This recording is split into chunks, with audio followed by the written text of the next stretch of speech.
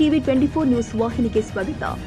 ಯಲಬುರ್ಗಾ ತಾಲೂಕು ಸಂಕನೂರು ಗ್ರಾಮದ survey number 104/2 ಮತ್ತು 104/1 commercial ಆಗಿರುವುದಿಲ್ಲ. ಜಿ ಪವರ್ ಪ್ರೈವೇಟ್ ಲಿಮಿಟೆಡ್ ಕಂಪನಿಯೊಂದು ವಿಂಡ್ ಫ್ಯಾನ್ ಬೃಹತ್ ಗಾತ್ರದ ಸ್ಟೋರೇಜ್ ಹಾಗೂ ಕಾಮಗಾರಿಯಲ್ಲಿ ಕಾರ್ಮಿಕರಿಗೆ ಯಾವುದೇ ಸುರಕ್ಷಿತವಾದ ಜಾಕೆಟ್ ಇಲ್ಲ, ಹೆಲ್ಮೆಟ್, ಬೆಲ್ಟ್, ಶೂ ಮತ್ತು ಇತರೆ ಸೇಫ್ಟಿ ಇರುವುದಿಲ್ಲ.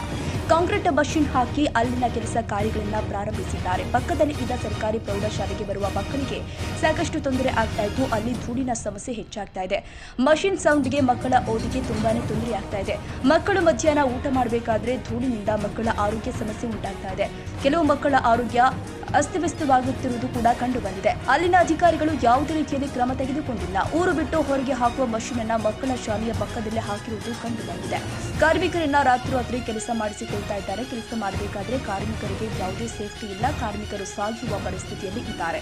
ಅಕ್ಕಪಕ್ಕದ ತೋಟದ ರೈತರಿಗೆ ತುಂಬಾನೇ ತೊಂದರೆ ಉಂಟು ಮಾಡಿದೆ. 200 ಮೀಟರ್ ಅಂತರದಲ್ಲಿ ಇರುವ ಶಾಲಾ ಮಕ್ಕಳ ಬಿಸಿಯೂಟದಲ್ಲಿ ಧೂಳು ಹೋಗಿ ಆರೋಗ್ಯ ಸಮಸ್ಯೆ ಕಾಡಿದೆ.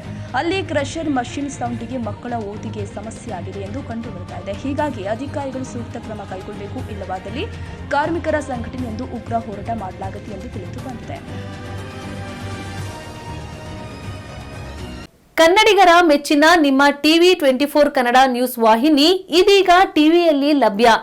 ಕರ್ನಾಟಕ ಮತ್ತು ದೇಶ ವಿದೇಶದ 360 ಡಿಗ್ರಿ ಸುದ್ದಿ ಹಾಗೂ ಉತ್ತರ ಕರ್ನಾಟಕ, ಬೆಳಗಾವಿ, ಬಾಗಲಕೋಟೆ, ಧಾರವಾಡ, ಹಾವೇರಿ, ಗದಗ, ಬಿಜಾಪುರ ಜಿಲ್ಲೆಯ ಕ್ಷಣ ಕ್ಷಣದ ವಿವರವನ್ನ ಪಡೆಯುವುದಕ್ಕೆ ಟಿವಿ 24 ಕನ್ನಡ ನ್ಯೂಸ್ ವಾಹಿನಿಯನ್ನ ಲೈಕ್ ಮಾಡಿ, ವಿಡಿಯೋಗಳನ್ನ ಶೇರ್ ಮಾಡಿ, ಕಮೆಂಟ್ ಮಾಡುವ ಮೂಲಕ ನಮ್ಮ ವಾಹಿನಿಗೆ ಸಹಕಾರ ನೀಡಿ ಮತ್ತು ಚಾನೆಲ್ ಅನ್ನ ಸಬ್ಸ್ಕ್ರೈಬ್ ಮಾಡಿ. Thank you.